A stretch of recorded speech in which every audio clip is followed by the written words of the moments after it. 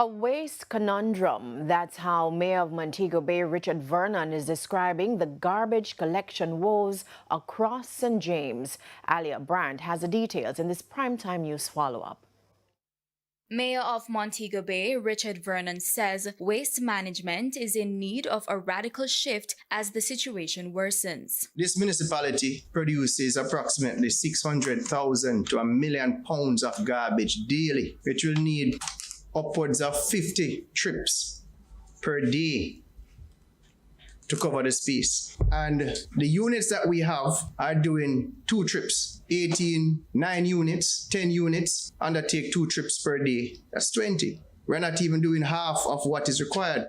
Despite increased garbage collection by the Western Parks and Markets Department and the National Solid Waste Management Authority in the region, one councillor says the agency fails to admit they're under-resourced. The talk 2 months ago that they're going to be getting some units from Trelawney or Sav, and if you go Sav, the rubbish pile up down the same way, and if you go Trelawney, the rubbish pile up the same way. So how Trelawney is going to be sending them unit to Montego Bay when them is in need of unit? Normally, they look to the bigger parishes for assistance. So Montego Bay would have been looking to Kingston. I was tempted to come here to ask for the resignation and shake up at National Solid Waste Management Authority.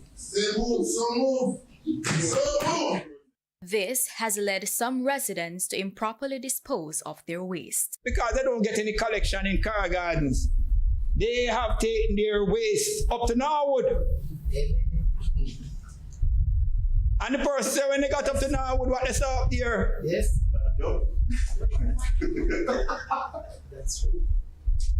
I got a voice message on my phone yesterday to say if Providence site is not clean up, they're going to take it down to the road.